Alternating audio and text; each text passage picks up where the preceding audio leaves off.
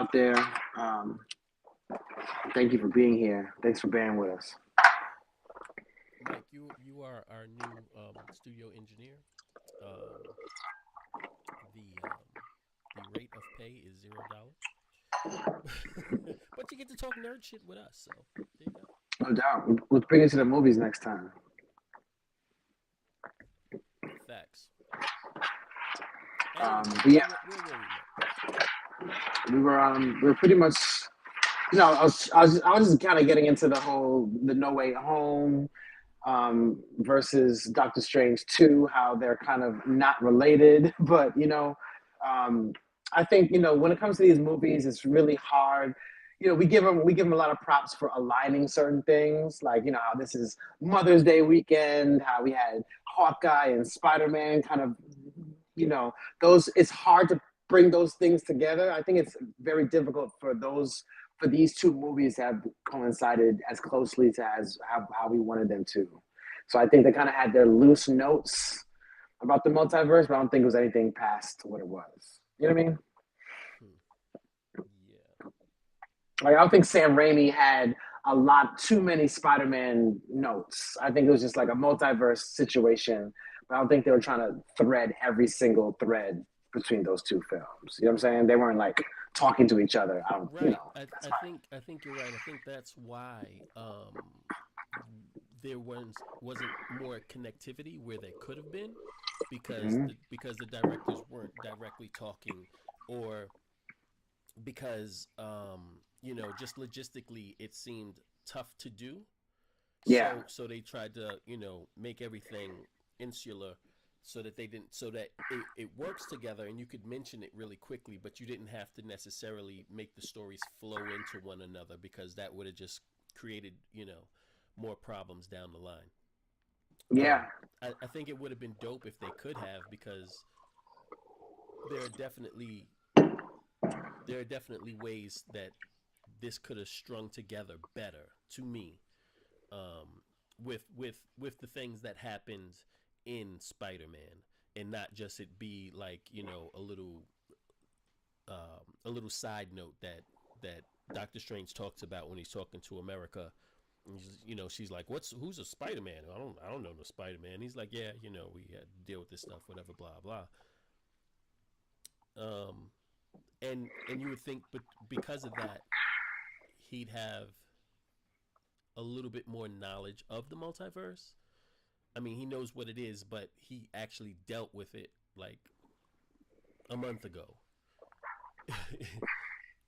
he dealt with it, but he didn't. He didn't really. First of all, he was. Spider-Man had him, swept up for half a day. You know what I mean? He didn't really know much.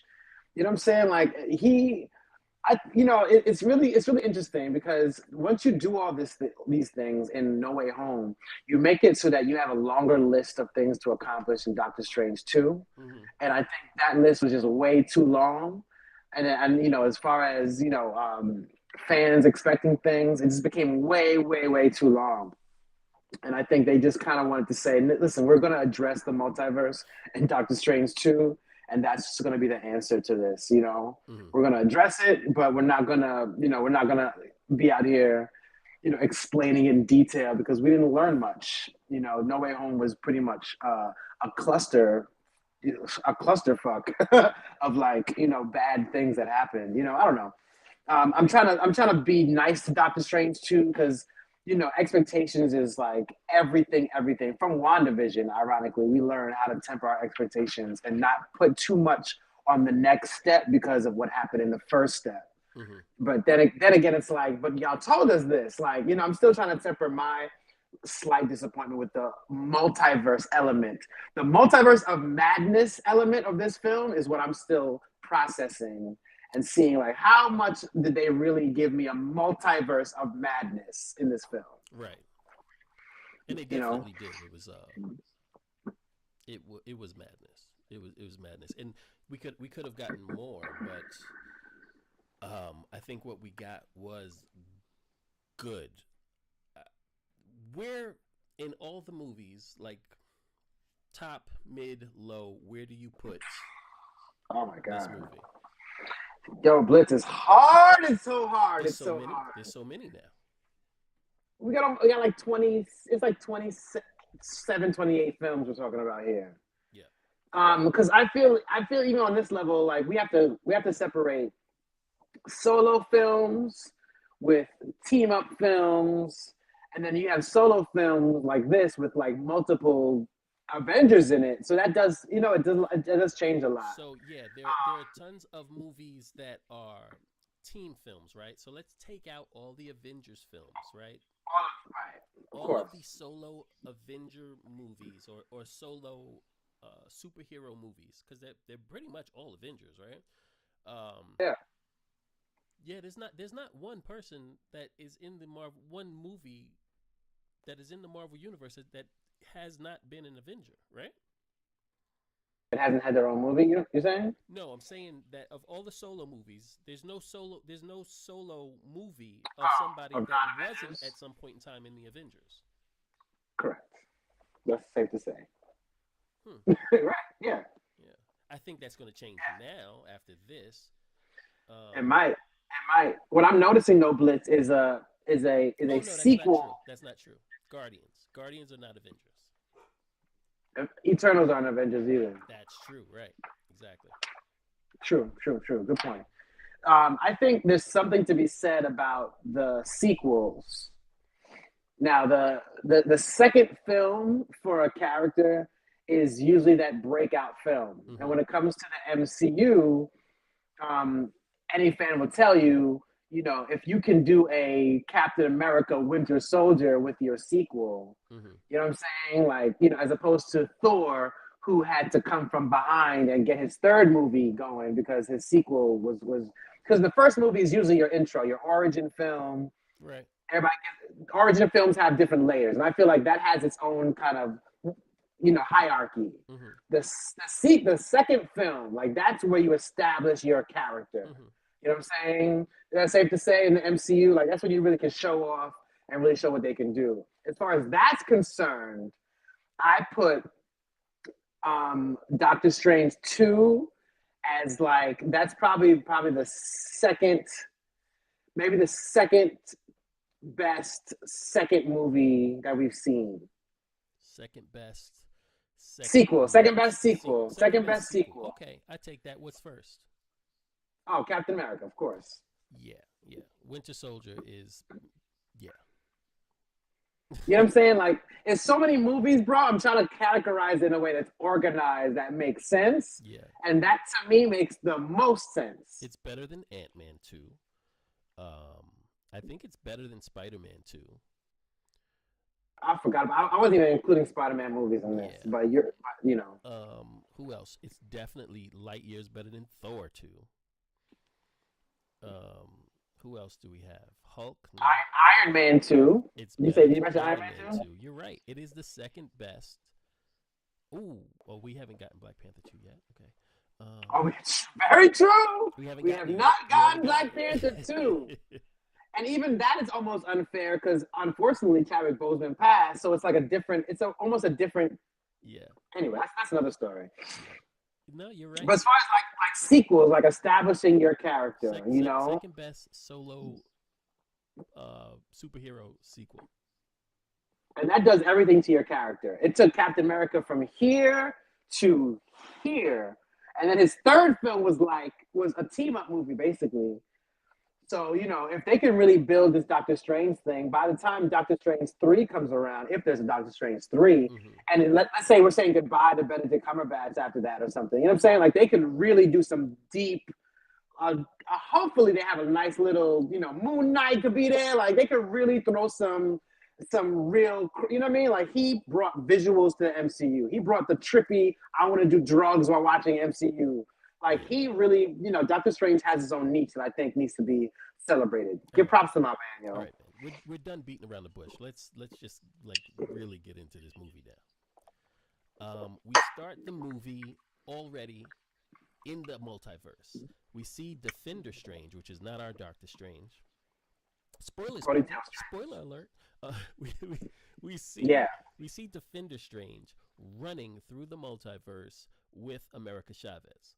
and Dope scene. they're running from this monster.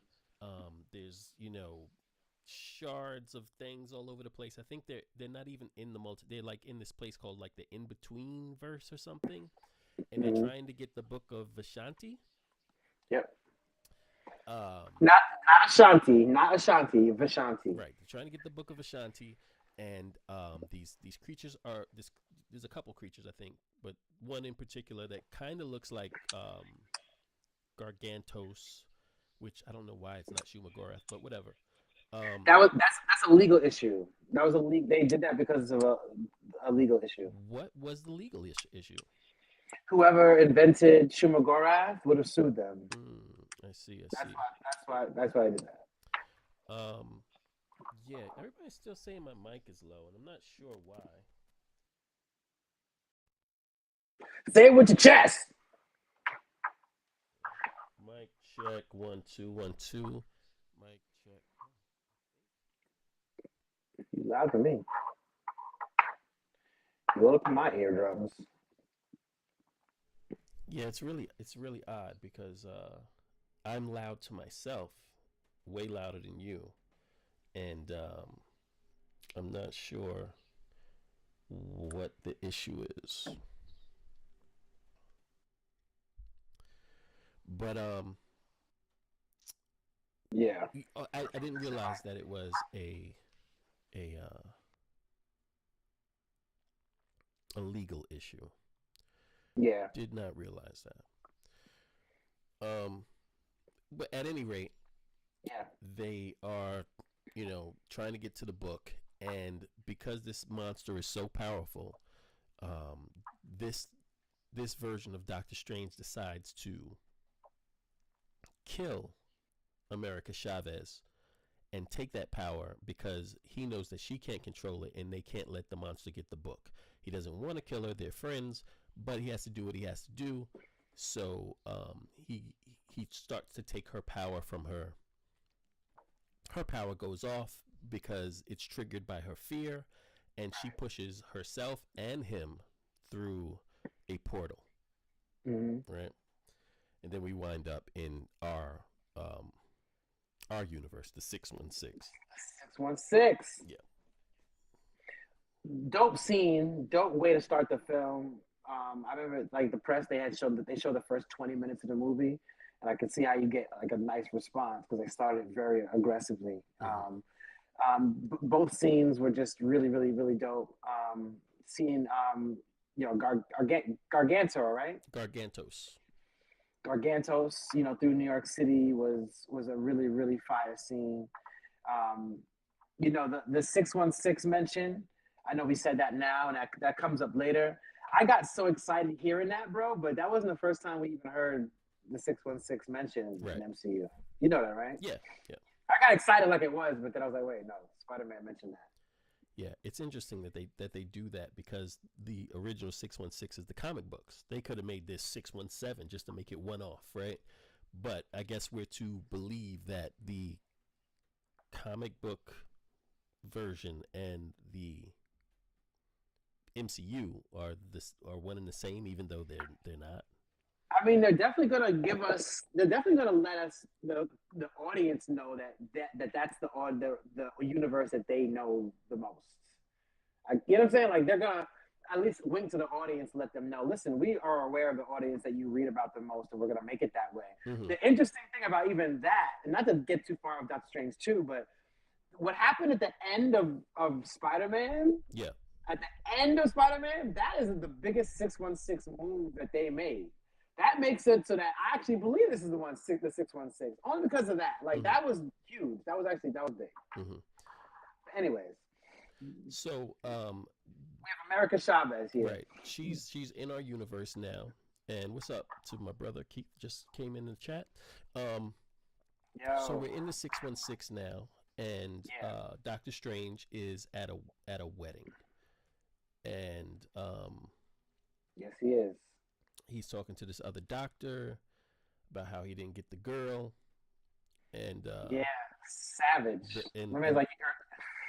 The wedding is for his girlfriend, who's getting married to another man. I mean, his ex-girlfriend. from the first movie. Yeah.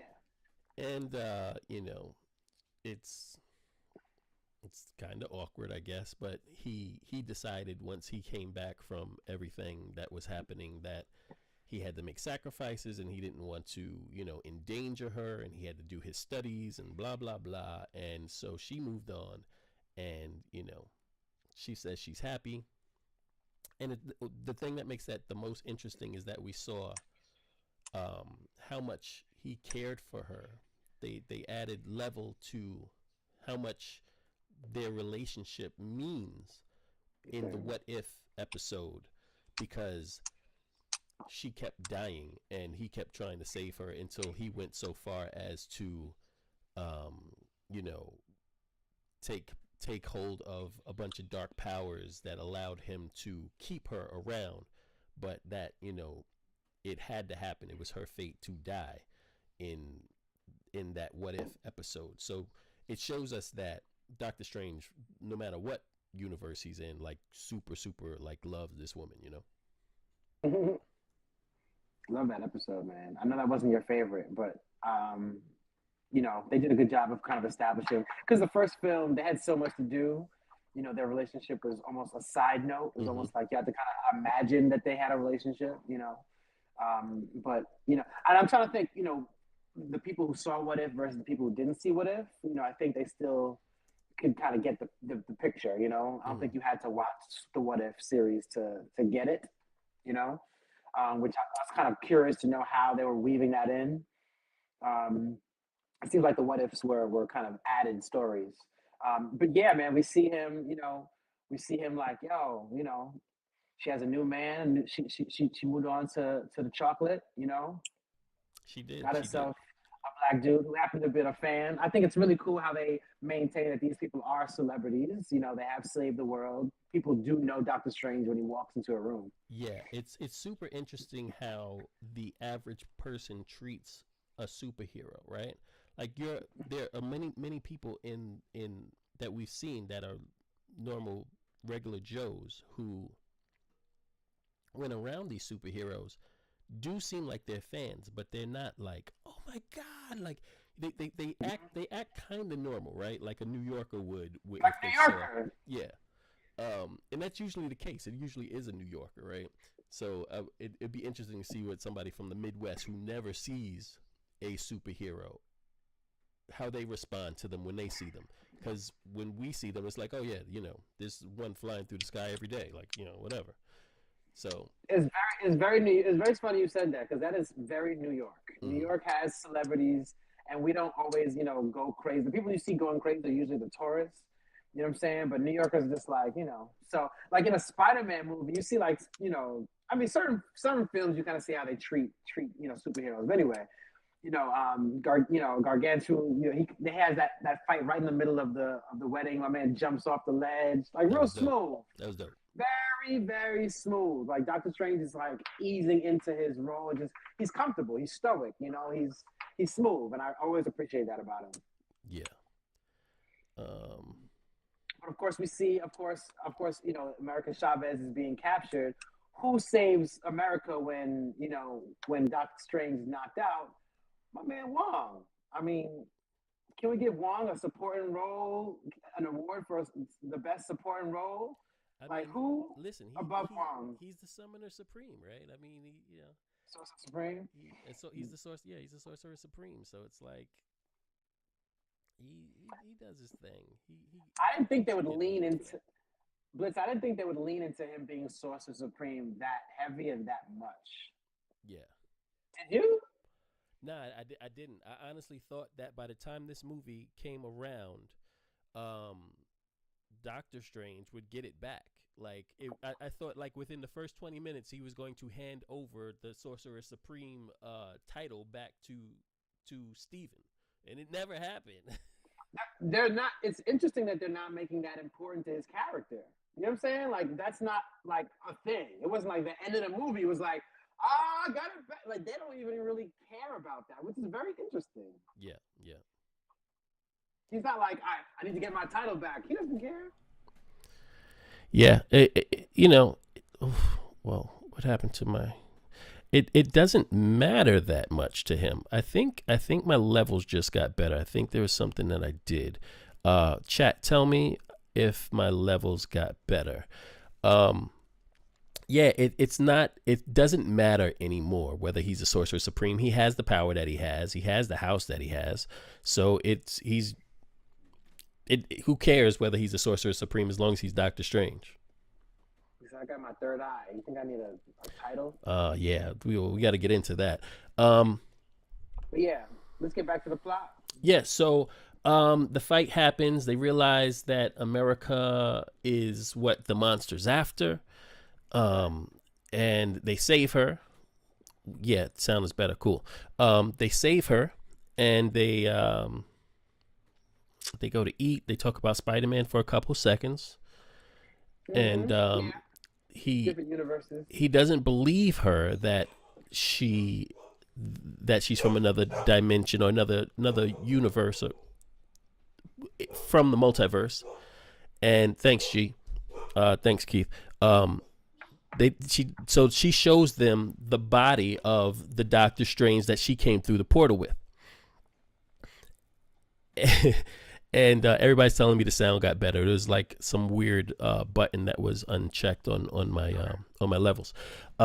He shows them the body, and he's like, "Yeah, she's from another dimension because that's definitely another version of me." So they bury it, and then they take her to how do you say the mystical city? Comertage. They take her to Comertage, and I know I'm leaving some things out, people. I just saw it yesterday, and I only saw it once, and you know. No, it's all good.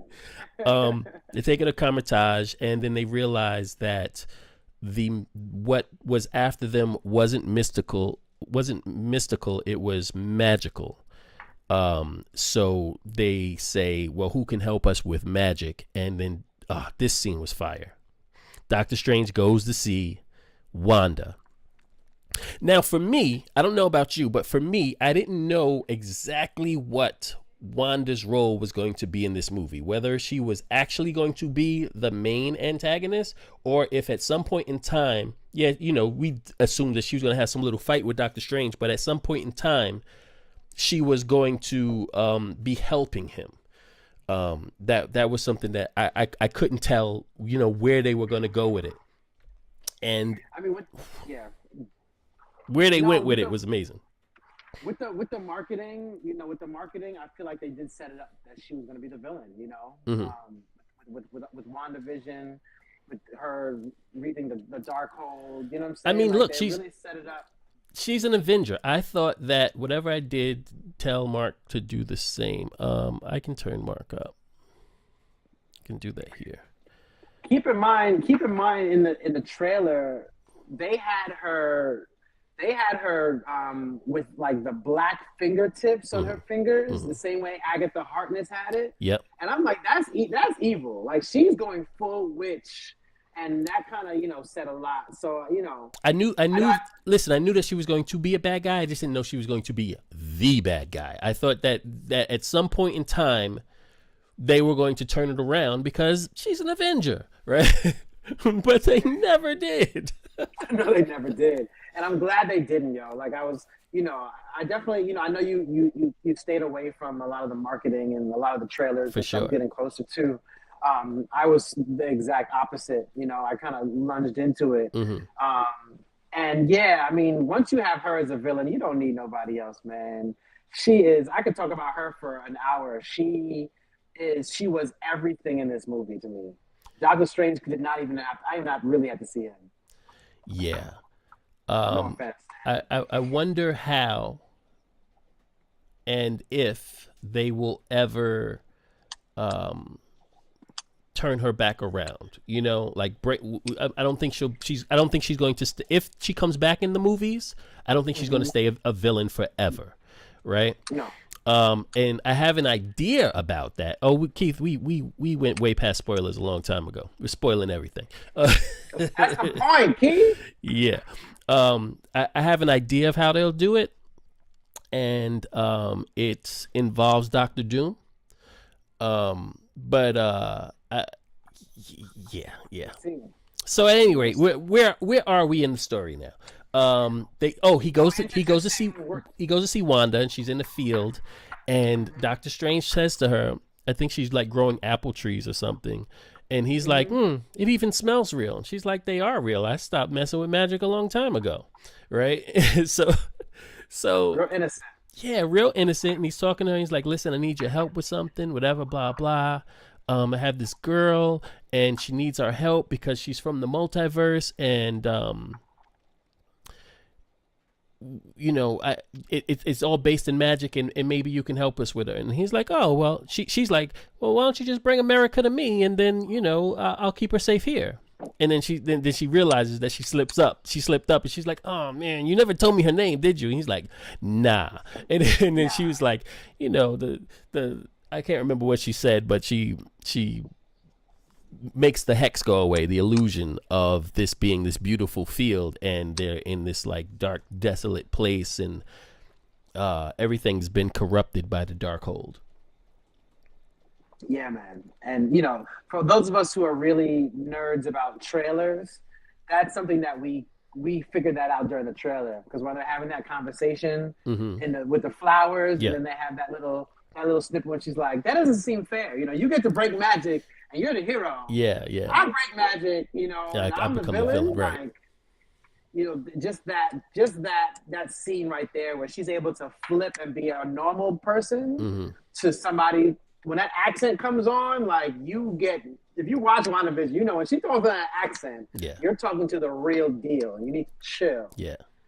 And no one does it better than her. I mean, the nuances in her performance are just top tier, man. So top she tells Strange, she's like, look, man, I've been being really, really cool with y'all.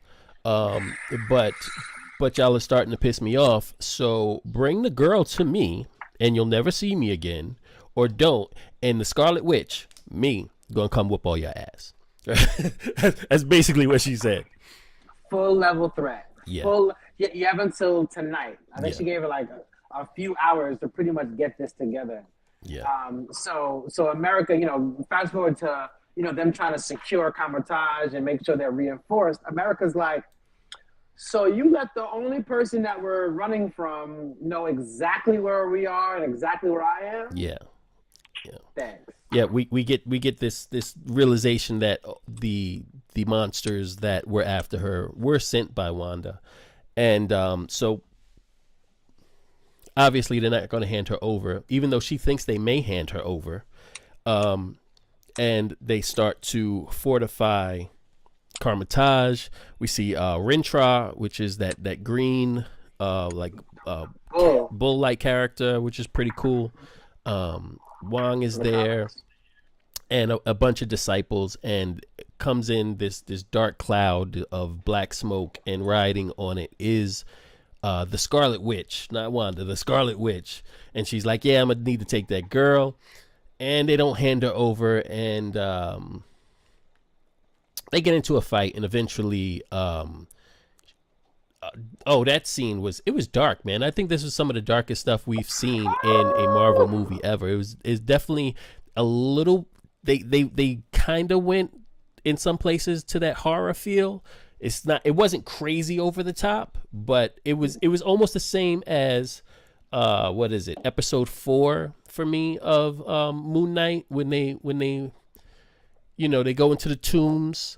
Like it's like they give you a little taste of it. They just like sprinkle a little bit on top, but it's not horror, right? But there are definitely some horror things in it. Like when she comes through that that symbol or gong or whatever you want to call it, because she's moving through the reflections of things, and she comes through and she's all broken and she like untwists herself. That was horror right there. You know what I mean?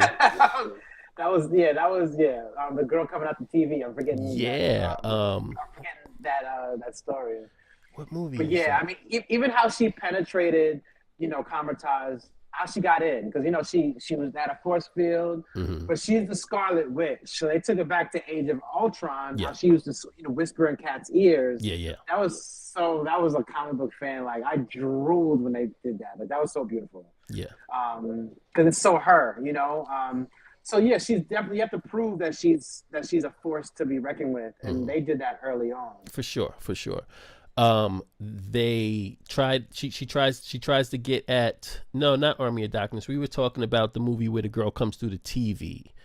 Yeah, Um, what movie is that? Well, that her hair is the down in her face. yeah. I'm drawing a huge blank on. Yeah. That's a big one, a big horror flick. Can't remember the name of it. Anyway, Came out like exactly.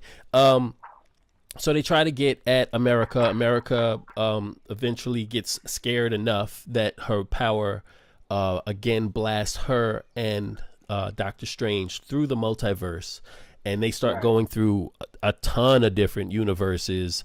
They go through Jurassic Park, or maybe it's the Savage Land. The I don't know. Savage Land. Yeah, they go through the Ring. That's it. Thank you. The Ring. Yeah, Thank that was you. the movie. They go through like a cartoon. They go through a place where it's just like all just different like paint.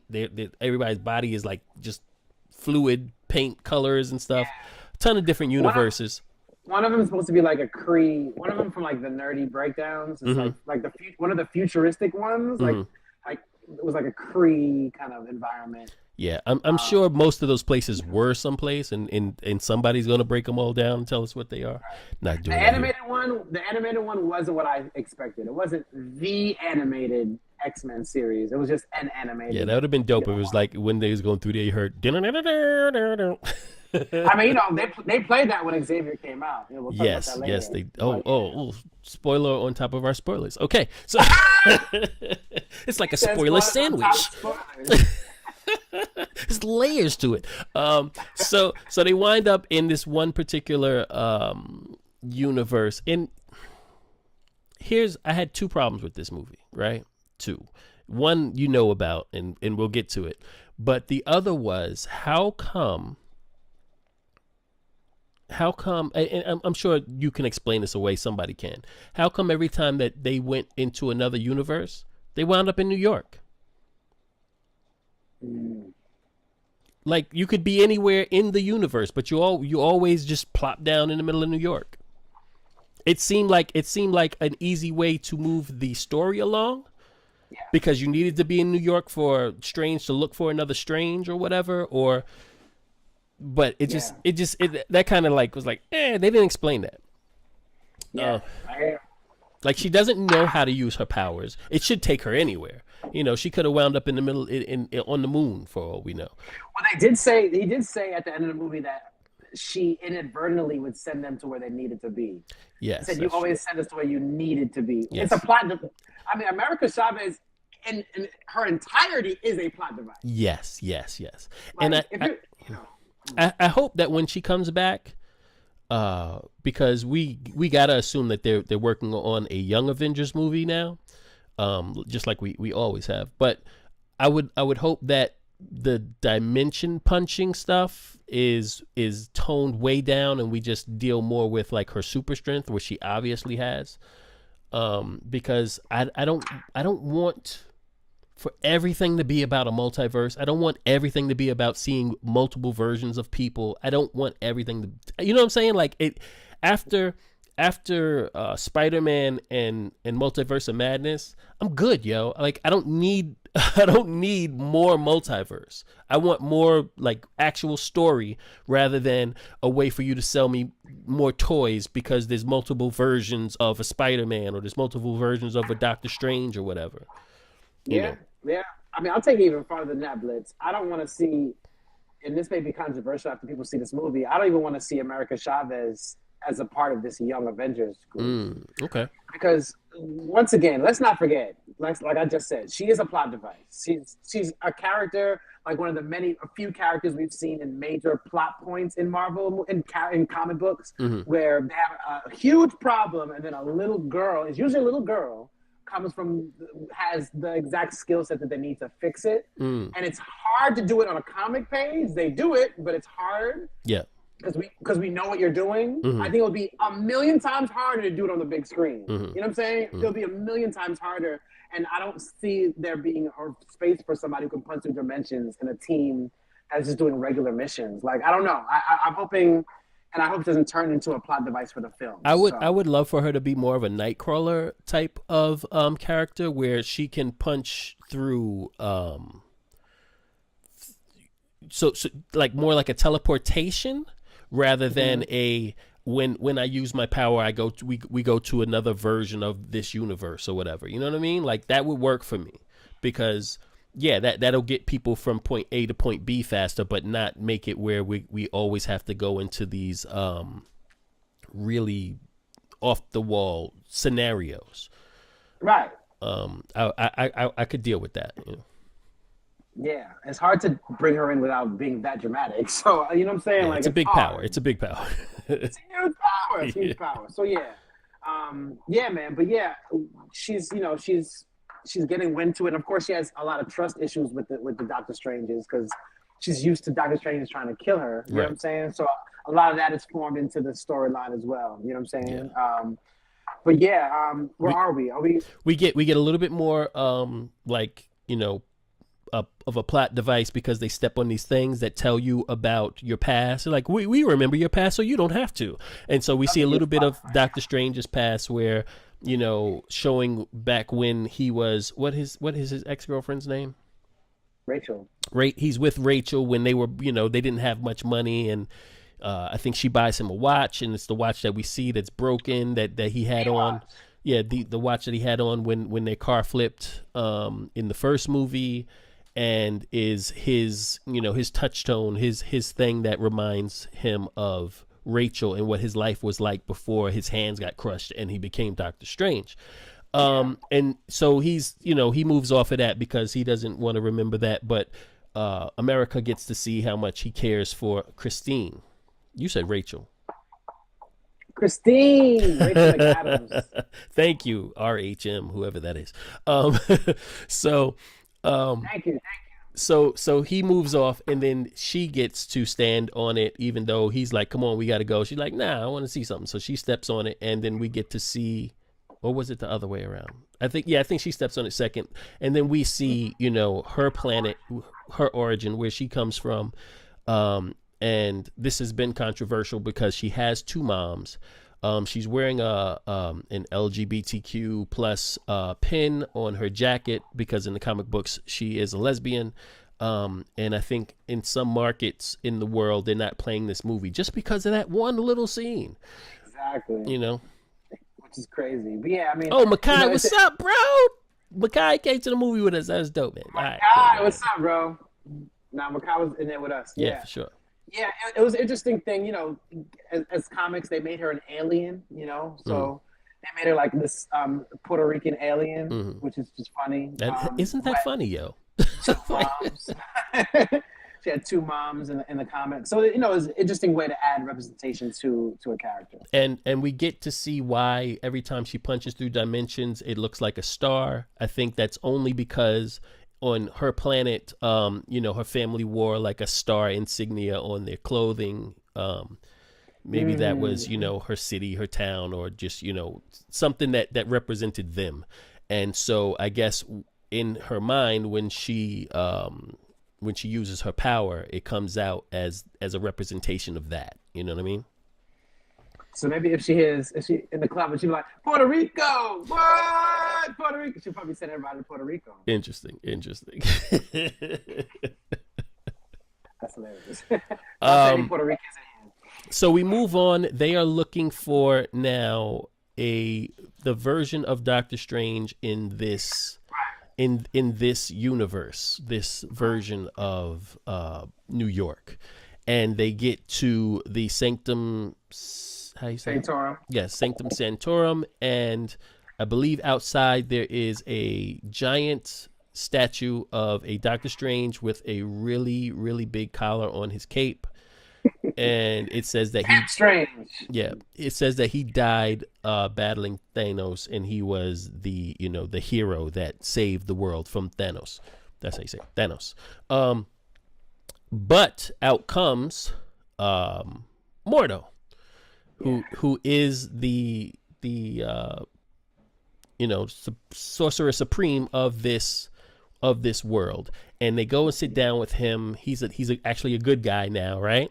Wink, wink. He's he's actually a good guy now, and he sits down with them, and they have some tea, and he tells them about, dream walking, and he says that if the Scarlet Witch is after you, she doesn't have to necessarily steal this power. She can dream walk from using the Darkhold into other versions of herself across the universe. So you got to watch out for that. And then everybody starts getting sleepy except for Mordo, and they wake up and they are in cells, right? Mordo says, the biggest threat to this universe is you, and sorry, I gotta do what I gotta do. And Doctor Strange and America fall asleep, and they wake up and they're in these cells. So listen, take it away. Let's not gloss over the fact Chiwetel Ejiofor, one of the best actors on this, walking across the surface of this planet. Okay. Who, in my opinion, got a really nice send-off in the first Doctor Strange movie. Like, I think his character was introduced very well, and at the end of the movie, he was like, he had his arc where he's like, there are too many sorcerers on this planet. I didn't think then that we'd see him again. I had little faith that was going to materialize. So seeing him again was definitely good. But we definitely get to see him with cornrows. I just got to mention something that they do with braids, because we're black, right?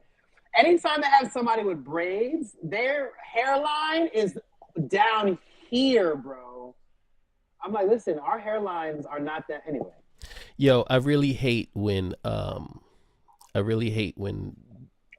Hollywood decides to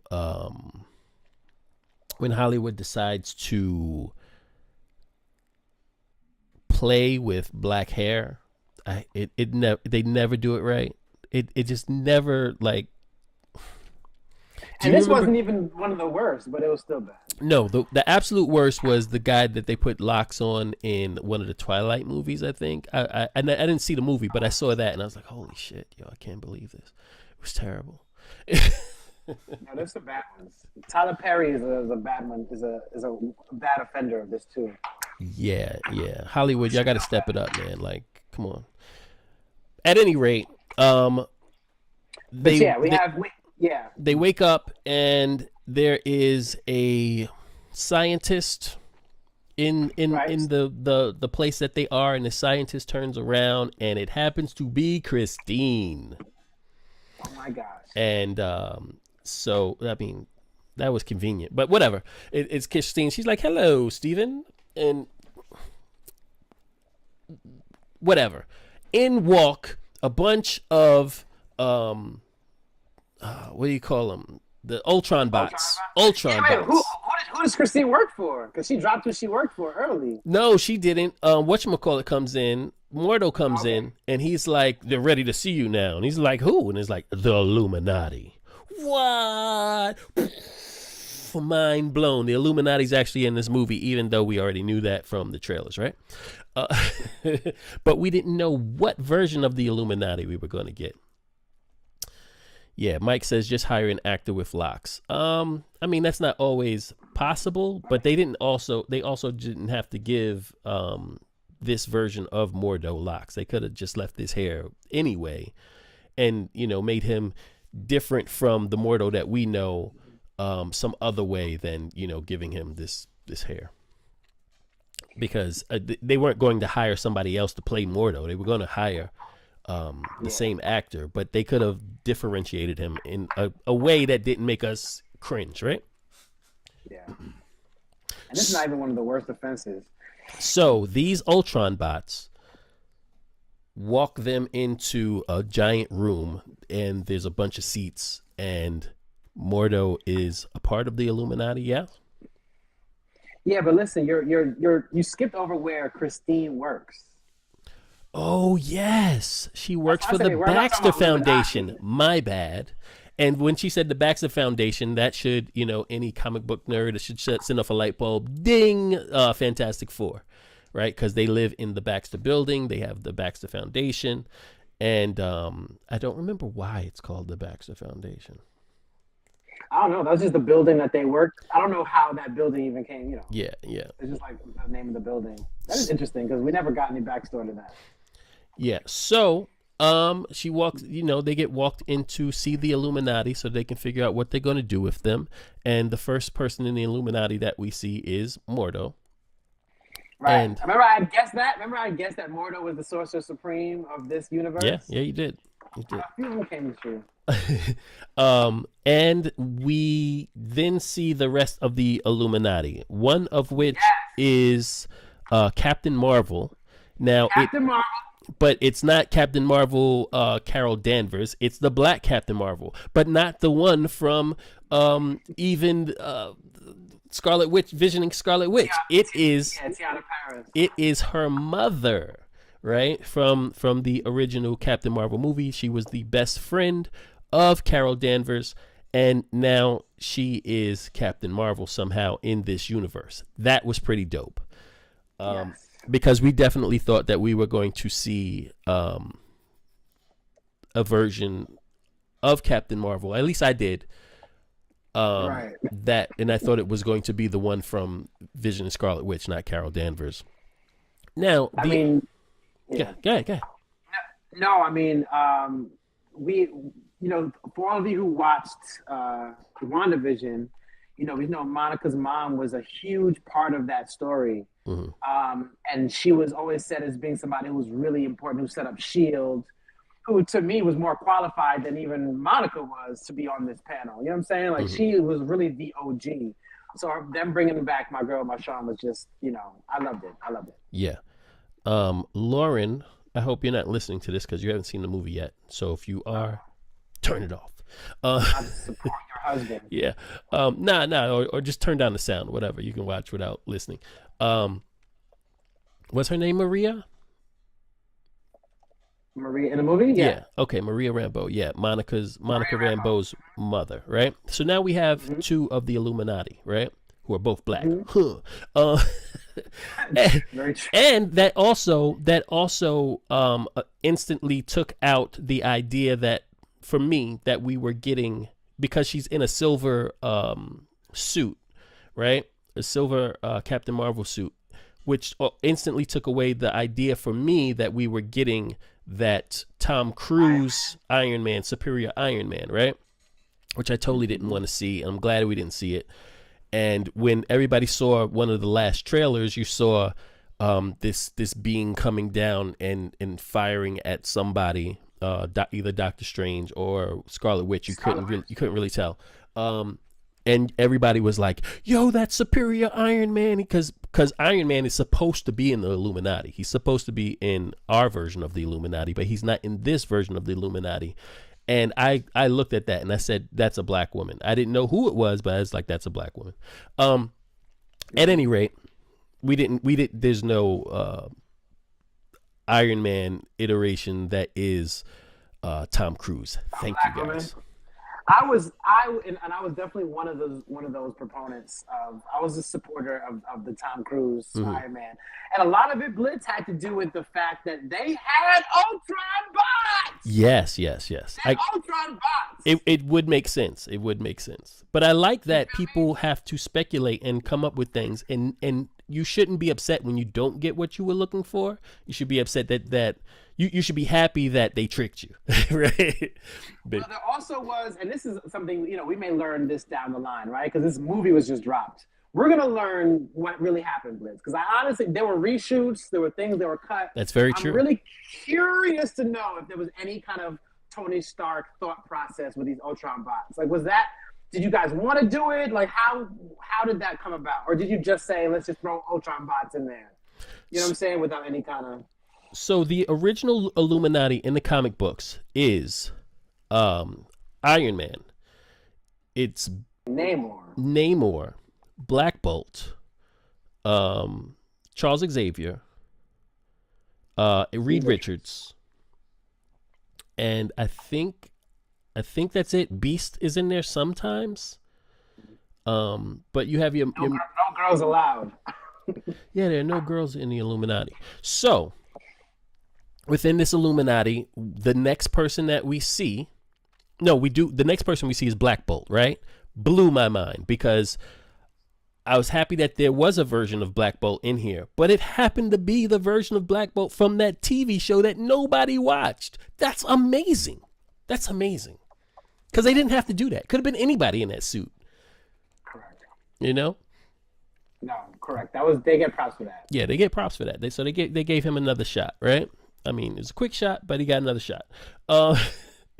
And then we see somebody that everybody has been asking for forever. John Krasinski, right? Is that his name? John Krasinski as Mr. Fantastic. As Reed Richards. How'd that make you feel, Blitz? I loved it. And I loved it, but I'm like, oh, I hope that when they do the Fantastic Four movie, that John Krasinski is still playing Mr. Fantastic, because he's perfect. He's perfect for it. And if they switch him out for somebody else, I'm going to be really upset. And I think that they're going to keep him for multiple reasons. One, they saw him in this movie and realized how dope he was. And two, the director of the Fantastic Four just left. Yes. And because of that, people are saying that the director of A Quiet Place, who is John Krasinski, is taking over the movie. So why would he not cast himself as that that character? Yeah, seeing my man. I got to give my man props. What's his name? From Inhumans.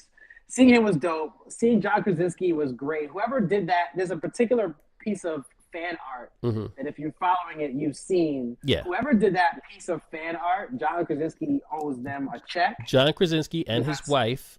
What is his wife's name? In real Emily life. Blunt. Yeah, Emily Blunt, as Mr. Fantastic and the Invisible Woman. I would love to see that. I would love to see that. Would be dope. That would be dope.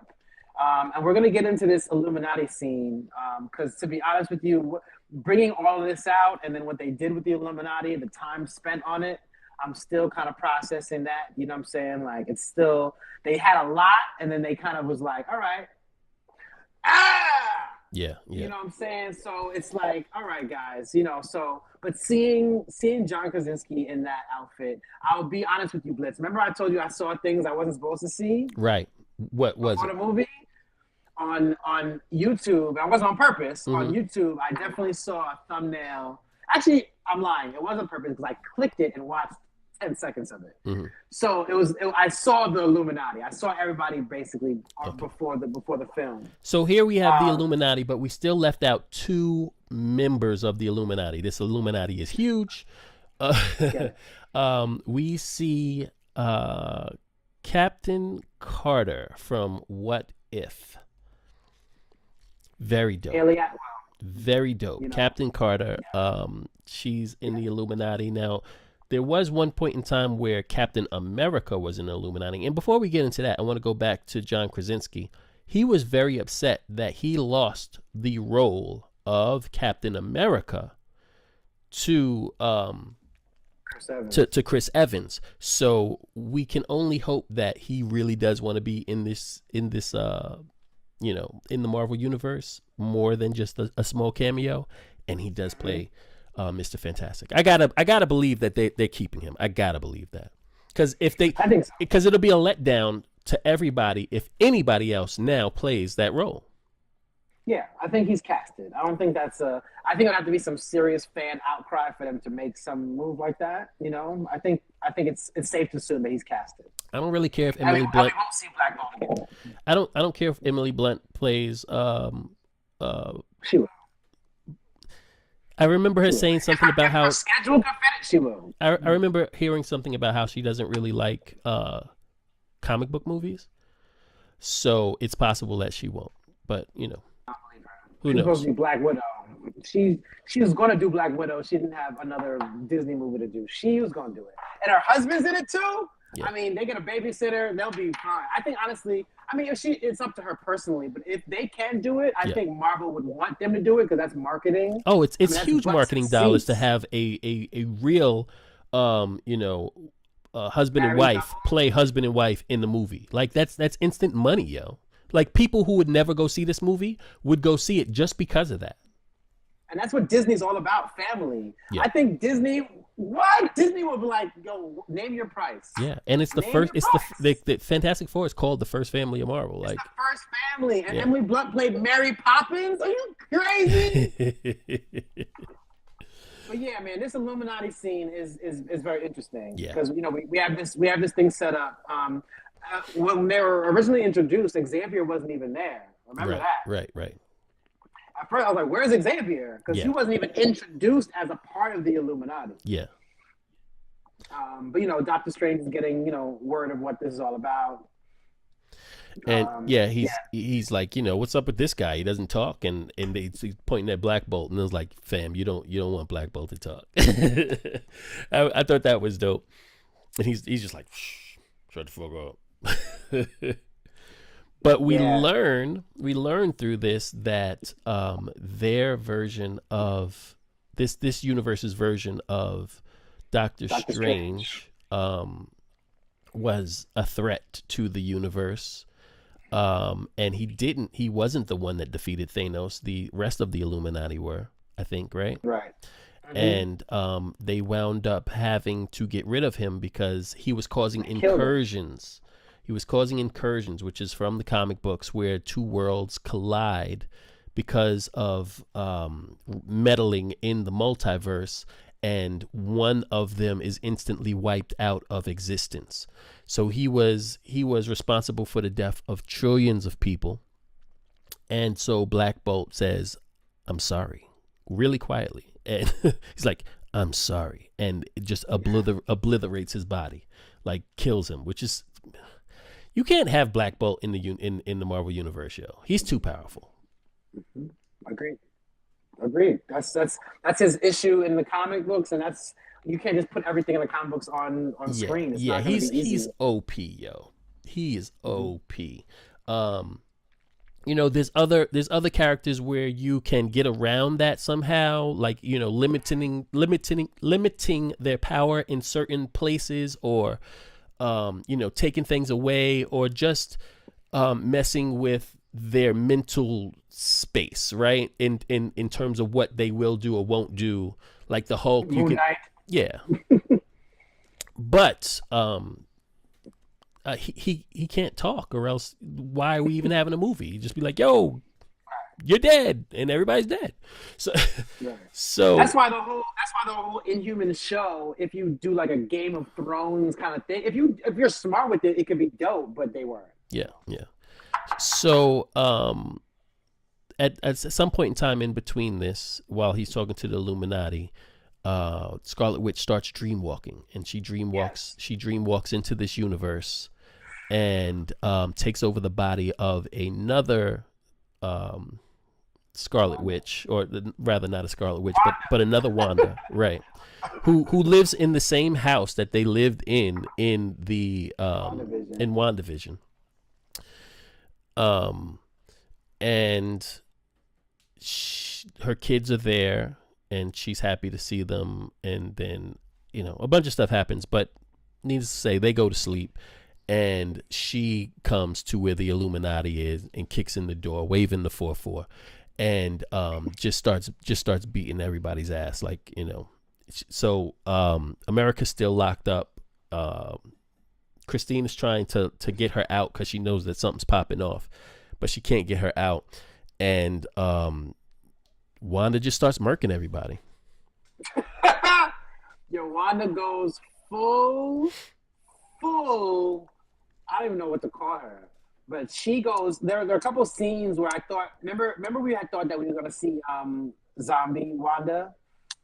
Like there were a couple scenes in the trailer we thought we might see zombie Wanda. I don't even remember, but it was because of this bloody version of her that we thought from the trailers that it was actually a zombie version. That's how much blood and stuff was on her. Right. But she went. And you know what? Homicide. I couldn't even tell that it was blood. In the movie, she didn't run into any humans before she walked into the Illuminati and had that stuff spilling down her face. I thought it was oil from the Ultron bots. Oh. Oh. It looked like blood to me. It looked like I see blood. the movie again. No, see, I think the point was to make it look like blood to us, right? To give off that horror feel. But she didn't run into any of the humans. The only humans in there was the Illuminati, and she didn't even get to them yet. It was. That's true. I mean, Christine was there, but she wasn't dead, and we didn't see her kill anybody. But she did fight the Doombot. I mean, it's not Doombots, the Ultron bots. So I would think that that's where that came from, because it wasn't her blood. I guess that makes sense. That makes sense. Yeah. That makes sense. It was because after that she went to fight the actual Illuminati. Yeah. So she squares off against them and pretty much one by one, pretty much takes them down in a very embarrassing way. Yeah, man. Black Bolt got it first. Black Bolt was so dope because that's the way to kill Black Bolt, right? And she's like, I can't remember what they said about something like you. Well, what happened was is Reed Richards, being as smart as he was, pretty much told her how to kill him. Right. He was like, this is Black Bolt. If he speaks a word, right? If he speaks a word out his mouth, you'll be dead. And she says, "What mouth?" So, you know what I'm saying? So she takes. Granted, he doesn't know about her power, but he definitely removed her mouth. Yeah, he takes his mouth away, and when he speaks, since it has his speech has no place to go, this sonic, massive sonic whatever that comes out of his mouth to kill whatever's in his path has no place to go. It bounces back and blows a hole in his head. What? Even though we know if Black Bolt realized he had no mouth, he just breathed through his nose. Because he's used to not talking. It's not like he's used to talking. Right. He's used to not talking. So he would be like, oh. But instead he goes, oh, shit. And it... Those are exactly the words he said. Yeah. Oh, that's hilarious. Yeah, man. So listen, after Black Bolt is Reed Richards. She just turns him. Yeah, she just turns him into what do you call it? Silly string, or like when you get the mozzarella and you like it's peeling mozzarella, like he just turns into that's exactly what it was. Yeah, the cheese, the string cheese. That's it. She turns him into string cheese. I kind of hope we'd see a little bit more, Mr. Fantastic power. You know what I mean? But it is what it is.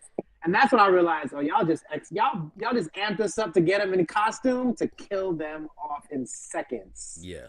So I'm like, all right, guys. Captain Carter gets cut in half by her own shield.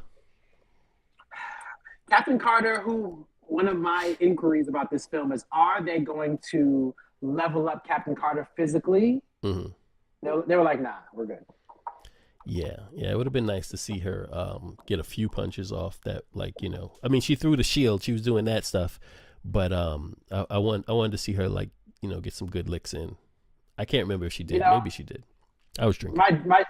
Once you set us up like that, I'm like, okay, are we gonna see Captain Carter in physical doing her thing? They gave us a little bit. I don't know if we're gonna see her in the future because I kind of want to, but I don't know. Right. Yeah, so she goes into the astral plane with Professor X, and that doesn't turn out well for Professor X.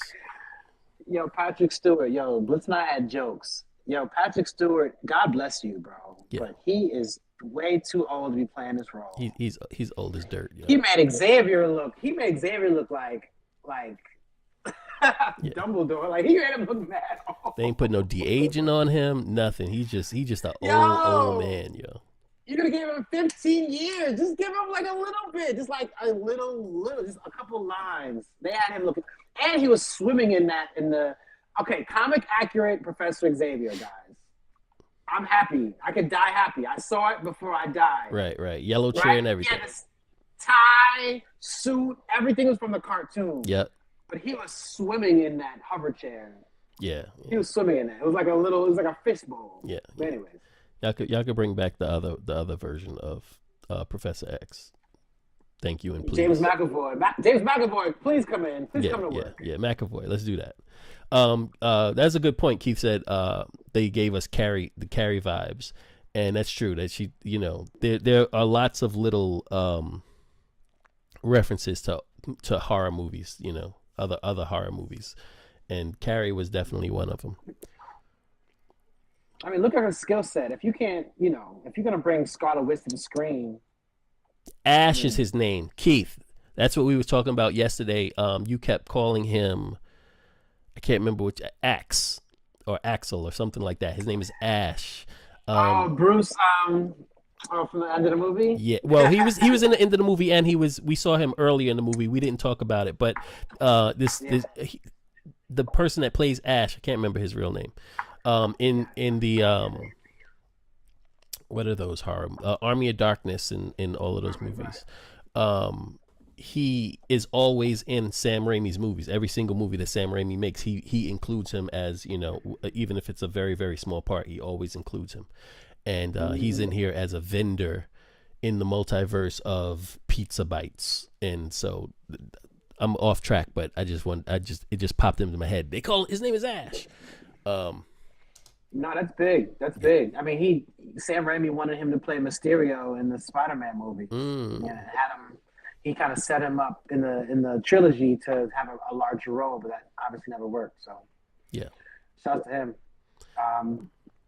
Yeah, but yeah, I mean, how did you feel about this Illuminati versus Scarlet Witch? I think it totally served its purpose. I liked it. I didn't think that it was overly fan service. I think it worked within the movie, especially when we are talking about a movie with incursions, because that is a big part. The Illuminati is a big part of that run where the Avengers and the Illuminati had to work in some type of conjunction, even if they didn't know about it together, to stop the incursions that was happening throughout all of these universes. At some point in time within that, Doom becomes God. He gets the Infinity Gauntlet. He becomes the supreme being of reality, right? He has Molecule Man help him, and he gets the gauntlet, and all the worlds are gone, and he takes little pieces of different universes and crushes them together into this one world that he runs called Battle World. So there's little pieces of different realities all meshed together into a new planet, and you have one place where it's just dinosaurs, and then over here is Right. New York City, right? Because New York City's always got to be there, right? And then he has it's just this mishmash of stuff, and it was really cool. And they're Thors from all over every reality, and that's his police force. It's pretty Right. dope. It's pretty dope. But what you're describing is Secret Wars, correct? Yes, that's what came after all of the incursions. After all of so leading up to that was, them figuring out which worlds were going to live, which worlds were going to die, or at least trying to save Earth 616 for a long period of time. And then after that came the second or the third version of Secret Wars, right? Yeah.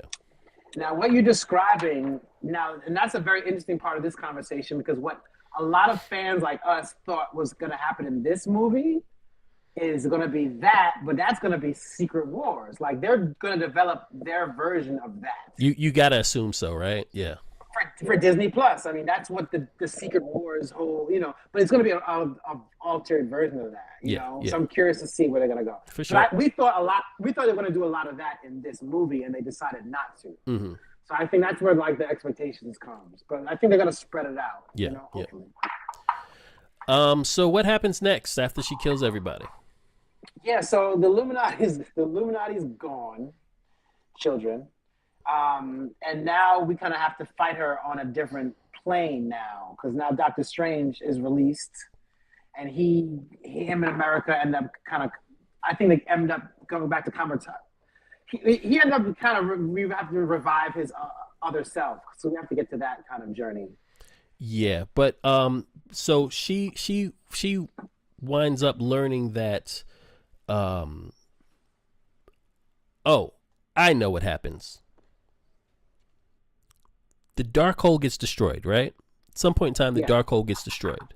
And then somebody tells her that Well, so she winds up going to Wundagore. She holds Wong hostage. Yes, she You goes. She goes know, back to Carmitage, like you said. Yeah, and she finds out that there is another the Darkhold that she had possession of after it gets destroyed. Was just a copy. right? It's written on the walls. In Um, Wundagore, and in the comic books, Wanda's from Wundagore. right. So but here she has to go there because she has to get this other version of the Darkhold so that she can um finish her nefarious plot. So Right. so yeah, she goes there, right? No, she gets there, but it's she brings Wong Yeah, she takes Wong with her. because Wong knows the magic, Yeah. So that was pretty funny, even seeing her just dragging his ass up there. Mhm. But they have this they fight. Well, this is when Defender Strange or Doctor Strange kind of is in another area and kind of learns that he has to find a way to get Doctor Strange version of Doctor Strange to save Wong. Right. So Wong is by himself, basically He's in prison, defenseless, basically. and they can't get to Earth 616. So he's like, well, you can't day walk. What do they call it? Sleep. They isn't dream and sleep together? Whatever it is, whatever Wanda did to Yeah. get herself here, whatever, I can't remember what it's called. Somebody in the chat tell me, y'all know. Right. He can't transfer himself into another version of himself because there is no other version of himself in the 616. He took himself out of it, but there's still the body of the old one that had come into the 616, Defender Strange, in the beginning of the movie. So he goes into a dead version of Doctor Strange. That was fire. Dreamwalk. Thank you, Keith. Dream Walk, and that was the What If series being highlighted where you have zombie Doctor Strange. That to me, and Blitz and I was sitting next to each other in the theater. That whole sequence, we kept saying, "That's dope." That's like literally we were, That was fire. visibly like That was that was fire. one of my best parts of the movie. Is Sam Raimi supposed to do any other Marvel movies? Is he slotted for anything right now? I'll take it. Sam Raimi can stay around as long as he wants. He did a really good job with this movie. There's a couple things that I didn't like, but I think that in doing that, he was paying homage to his style of movie making. So I get it. I just didn't like it, like the shaky cam when like you like see in somebody's face or whatever. That bothered me a little bit. Yes, and Makai, both of you said dreamwalking. Got it. That kind of bothered me, and then there was another scene with the music notes that bothered me, but whatever. Other than that, I think he did a really, really good job making a compelling comic book movie and not making it too comic bookish, which is what it felt like when he did Spider-Man 3, which everybody hated, but that wasn't his fault. The Sony, made him throw a bunch of things into a movie that he didn't want to do, and it wound up making the movie really bad. So Yeah. I mean, I'll say that even in 2001, when Spider-Man dropped, I wasn't a huge fan of how campy it was. Yeah. That's one thing that almost took me out of the, hey, Spider-Man! Like that, yeah. to me, that bothered me back then. I mean, there's no So, bigger joke in the world than emo Spider-Man. You know what I mean? There's Right. no bigger joke than that. No, I agree. And they addressed that in No Way Home. They definitely did. Yeah. They definitely did. But no, his horror skills are just, he ODs sometimes, but like, I definitely take what he did for this film. I'm glad he directed this movie. I'm not mad. I'm not mad at all. Right. And he wasn't the original director, right? It was someone else that dropped out. Well, the gentleman who did the first, Derrickson, who did the first film, was supposed to do this. Exactly. But, Scott Derrickson, I believe, but he couldn't make it. Right. So not at all mad with what we wound up getting. So No, yeah, not mad at all. Wanda's in Wundagore. She sees herself. There's these monsters there, and she thinks that the monsters are going to come and attack her. And they're like 10 stories tall, and they bow to her because they were waiting for her because she is the Scarlet Witch, and there's a giant carving of her on the wall. And she's like, yo, this is my destiny. I'm supposed to be here. I'm supposed to take over the world, but I don't want to. I just want my kids. And everybody keeps telling her, yo, fam, your kids ain't real. You made them up. And she's like, but they're in every other universe. So, I guess I made them up everywhere. Right. So she has these kids they're real because they're everywhere else.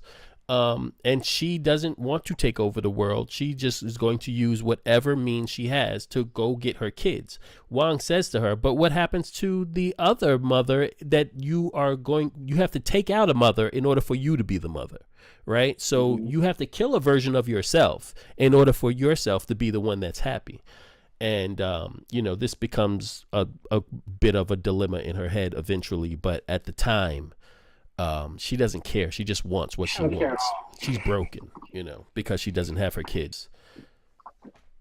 She doesn't care at all. Yeah. What's interesting to me, and this is getting a little bit off topic, right, is that she only wants her kids.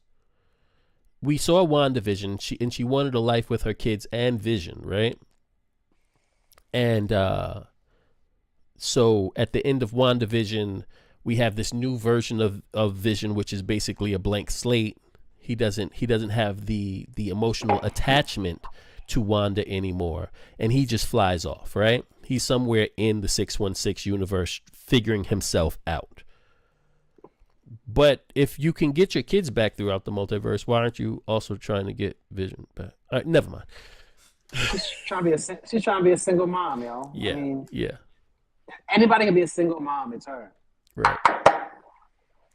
Yeah, I don't know. That's a good question. I mean, Vision is like a third tier storyline at this point. Yeah, yeah. That's a good point, though. But yeah, I mean, we have what happens as Defender Strange kind of, we have Defender Strange now being imbued with, Doctor Strange's kind of his life force. Right. One of the dopest scenes, these demons are pretty much kind of like, antagonizing him and which is just a dope.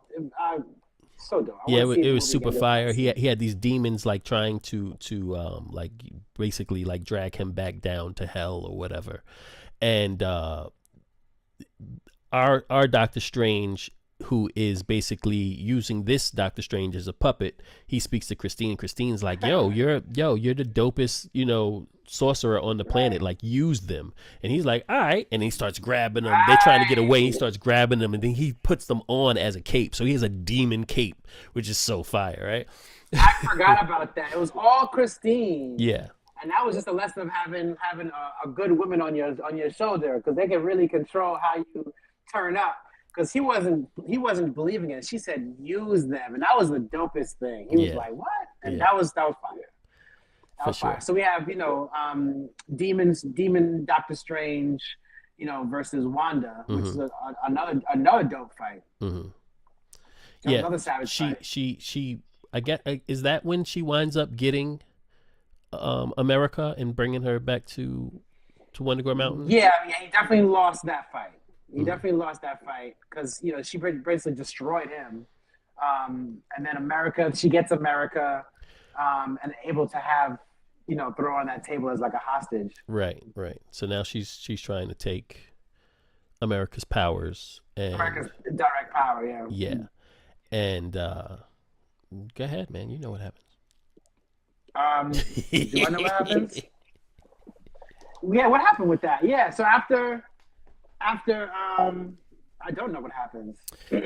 They fight, and I guess Doctor Strange as his, she calls him a hypocrite because he's dream walking, and he starts to win, maybe, or not win. At any rate, he at this point in time, they think that he is going to kill America because if Wanda gets her power, then it's all over for everything. And right. Wong suggested, actually. Yes, Wong suggested it, right? He's like, yo, you got to kill her. It's the only way. And he's like, yeah, nah, I'm not going to do that. And then he tells her that, yes, you can. You can do this. Use your power. It's in you. You can, blah, blah, blah. You can do Yeah, it. yeah, yeah. And so she winds up using her power, and it all works out, and the movie's over. No, I'm just kidding. Well, she discovers that she can control it, and she pretty much, punches Wanda, punches Wanda back, Mhm. and pretty much it's kind of not kills her, but kind of escapes, using Okay, so, her. no, she says I can't beat you, right? So I'm going to give you what you Right, want. And she punches right, a hole into the multiverse and sends our Wanda, the Scarlet Witch, back to where the Wanda that she had been controlling before is. right, And they're both in the same house, and the kids see the Scarlet Witch, and they're afraid, deathly afraid of her, and they just want their mom, not this right, version of mom. And right, in seeing that, Wanda realizes that she's wrong, because the kids are happy, and you coming here is not going to make them any happier. It's going to destroy their lives. So, right. she makes the right choice and leaves them be. Yes, very similar to kind of Doctor Strange, how he did all this in the What If episode, and when he met Christine, he was a monster, and like it kind of ruins the purpose. Kind of And same situation. yeah, and in realizing that she was too powerful, too crazy, did too much, and Hmm. that the Darkhold cannot exist because it corrupts people, Hmm. she decides to bring Wundagore Mountain down on herself. So she destroys the mountain with her under it. Yeah, yeah. I mean, we know if you don't see a body, she's not dead, but Right. that's what they were kind of alluding to. Yeah. Um, yeah, man. That pretty much ended the Wanda portion of the film. We have an after credit sequence that's pretty important. So where But that's is pretty much ended with where the is America now? She's in our America is universe. is in our universe. Yes. She's She's training at she's Kamatage. she's training at Kamataz, so we know that we kind of figure she's going to learn how to use her powers a little better. But Hmm. she's training in the realm of magic. In the comics, she didn't train with magic, No, correct? no. So this is interesting to see. Yeah. Yeah. It definitely interesting. That's why I was saying it. Another reason why I think that she may realize that her power to punch through universes is too powerful and can cause incursions or cause things to come through that are not supposed to come through.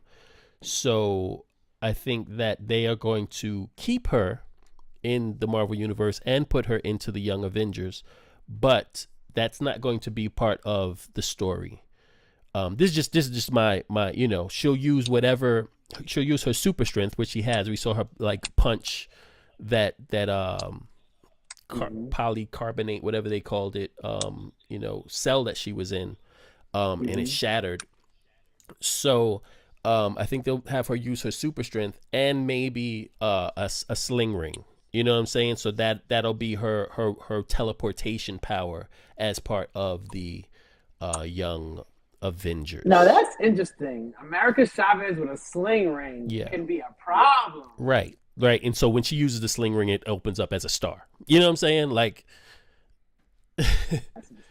That's, it's a way for them to go. It's a way for them to go. Um, they've forecasted already. Blitz. We do not see Young Avengers on any calendar, any no. conversation. It's purely speculation right now. Yeah. Yeah. So let's keep that in mind. Like I'm very curious to see where they're going with this. Hmm. So that pretty much sums up the movie, right? Everybody is in Carmitage. Yeah, they're Doc, rebuilding Comitage. where does Doctor Strange go from here? Do we see? Oh yeah, he goes home. Yeah, he goes home Wong stays in back to New York. Carmitage. He goes home, and is that when we get the first after credit scene or mid credit scene? Yeah, the first mid credit scene pretty much it starts with him just chilling in New York. He's walking down New York and he sees somebody. Well, no, first before that, he's walking down the street, and if you remember earlier in it, he had to use the Darkhold in order to dreamwalk right into the corpse Strange, and Mordo tells him that there's a price with using the Darkhold. And he's like, I think I can handle it. So, I mean, he had no choice, right? He had to do what he had to do. So he uses it. Whatever, Darkhold is gone, but we now see him walking down the street in New York City, and at some point in time, he just falls over, and, he's in agony, and a third eye pops up on his head, letting you know that there is still some dark forces within our Doctor Strange, right? Yes. And that's how the movie ends. There was a version we barely spoke about it, but there was a version of Doctor Strange that could have been evil Doctor or Supreme Doctor Strange from What If. It wasn't, but he had the third eye because he was using the Darkhold. So yes, that Darkhold is important. Yeah. So, he's going to have some inner turmoil or conflict going on with him the next time we see him, which we will, because it says Doctor Strange will return. Roll the credits. And then we get to that scene is just like, okay, I guess the eye closed and he continues to walk down the street. And then all of a sudden this woman pops up. Does she come through a portal? No. They exit through one, but they don't show her walking through a portal. Right. This woman in all purple shows up, and I don't remember what she says to him. Like, it's like, something out of Back to the Future. Like, your kids are in danger. Come with me. Good voiceover, but yeah, thanks. It was something like that. She says that the universe or something. I need your help, and this woman is Charlize Theron is now in this woman, huh?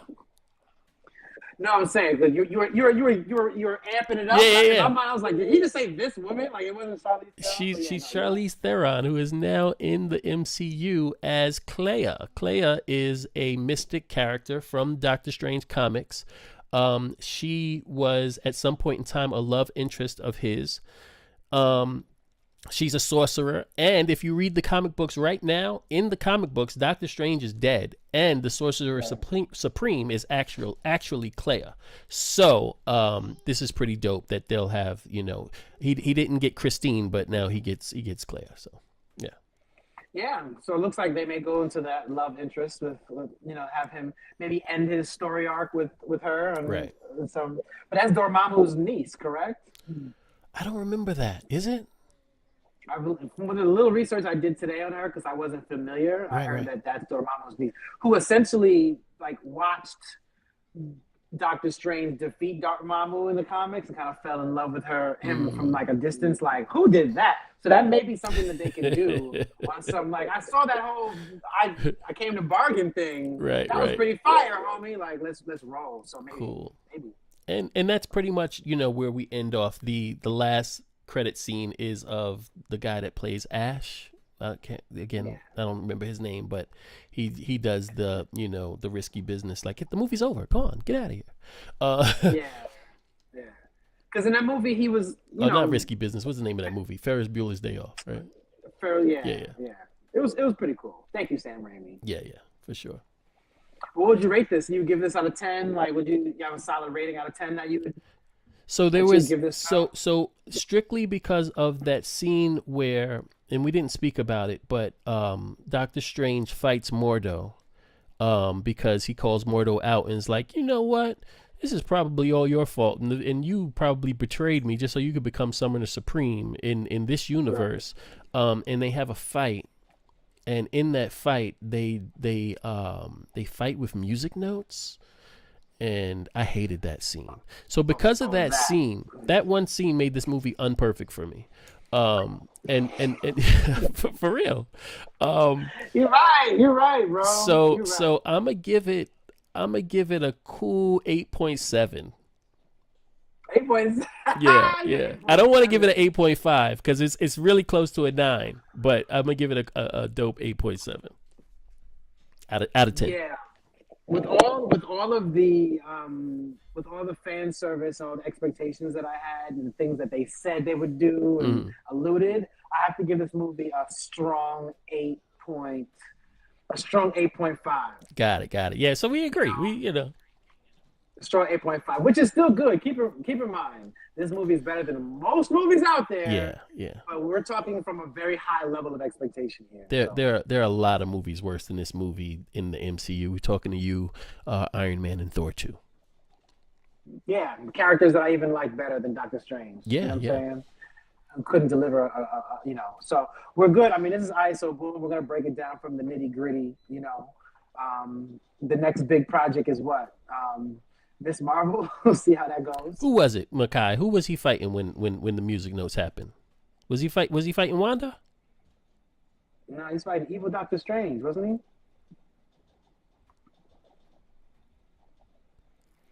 Wasn't he fighting evil Doctor Strange with the third eye?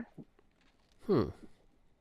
I don't remember. We it was Doctor Strange with Dark. Oh, that's right. That's right. It was Darkhold Doctor Strange. I hated that. He went to that incursion universe, and there was the Doctor Strange, right? That he was the only person left in that universe. Thank you for that.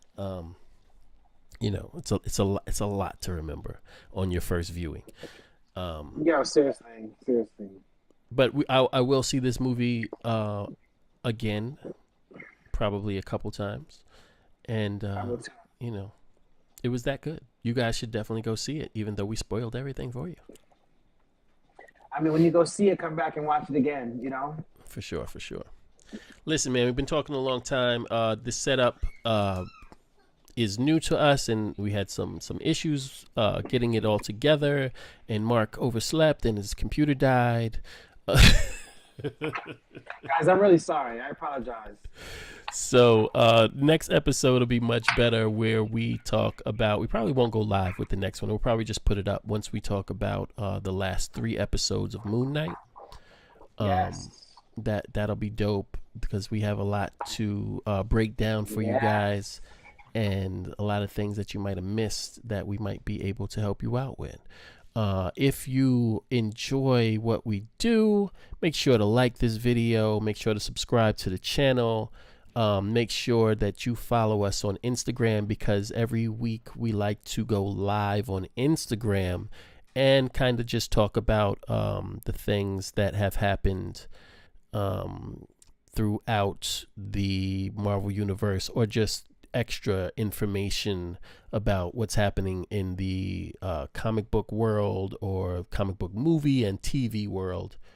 And that's always fun, but we like to do the big things on YouTube, so you get the best of both worlds.